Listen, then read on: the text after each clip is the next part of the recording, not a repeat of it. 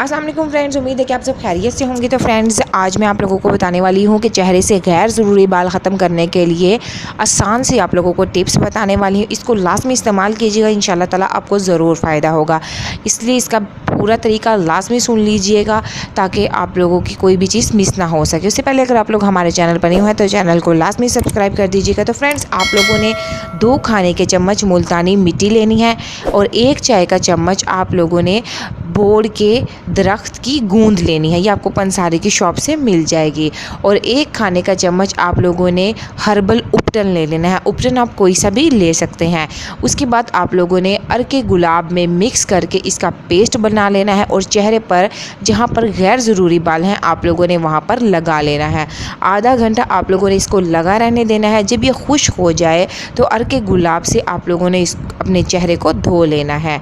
हफ्ते में 2 बार इसके इस्तेमाल से आपके चेहरे के गैर ज़रूरी बाल तेज़ी से ख़त्म होना शुरू हो जाएंगे।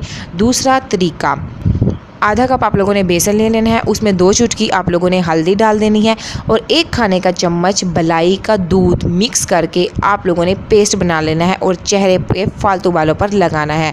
20 मिनट तक आप लोगों ने लगा कर रखना है। खुश्क होने के बाद आप लोगों ने अपनी हथेलियों की मदद से इस मिक्सचर को अपने चेहरे से उतारना है। ये चेहरे से बाल ख़त्म करने के साथ साथ रंग को भी आप लोगों के गोरा करेगा।